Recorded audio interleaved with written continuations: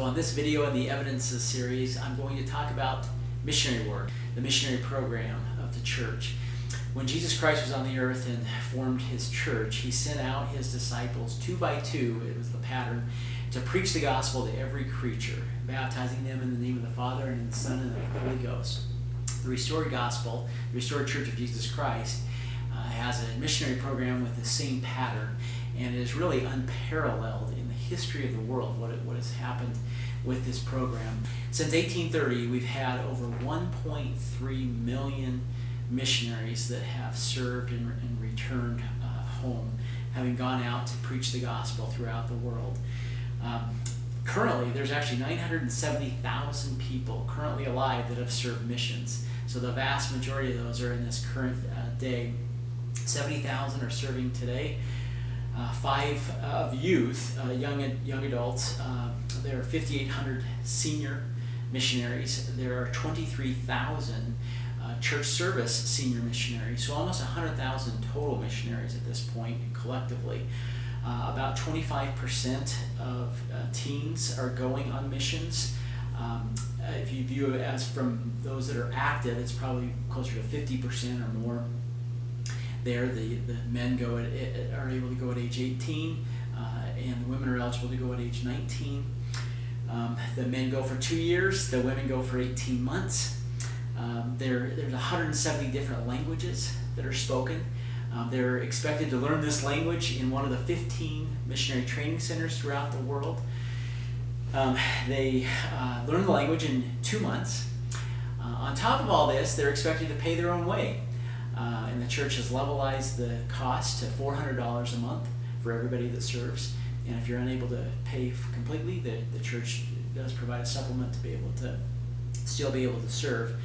160 million books of Mormon have been given out since 1830, and there have been millions of hours of community service that the missionaries have done.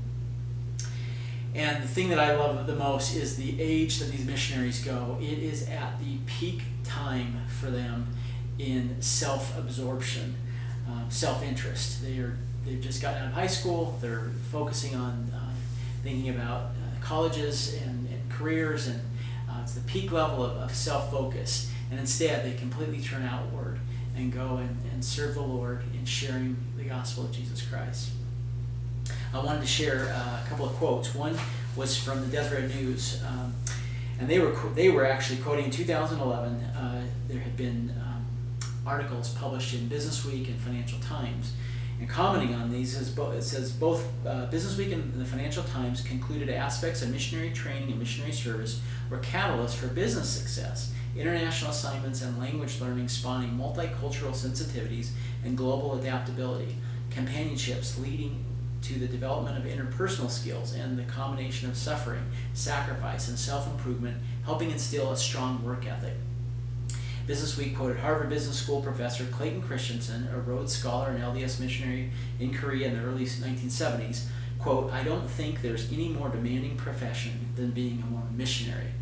Now, this is the benefit to the missionary that we're talking about here, and some of the secular benefits. The church also on the Newsroom site had a great piece that they talked about all the benefits from serving a mission holistically and collectively. This is the quote: "Returning missionaries carry home a wealth of knowledge and experiences that set the course of their life, firm faith in God, and increased knowledge of the teachings of Jesus Christ and the restored gospel, and exposure to cultural diversity, a new language competence, possibly with a foreign language, but often with an improvement in their communication skills, an increase in confidence, and an overwhelming love for the people with whom they have served, abilities to set and reach goals, to gain a sense of responsibility for themselves and others, to concentrate on their educational studies, and to build positive relationships with people of varied backgrounds.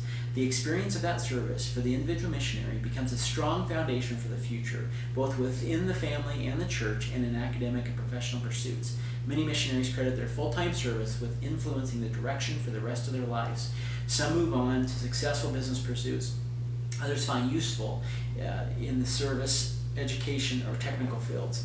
Most also continue church and community service with a focus on the family. And I know personally from, I've been home for over 30 years from my mission, but I still reflect back so much of what is good in my life today. I can tie back to the foundations of my mission. It really changed the trajectory and path of my life and brought tremendous blessings and joy, not just when serving, but since then as well.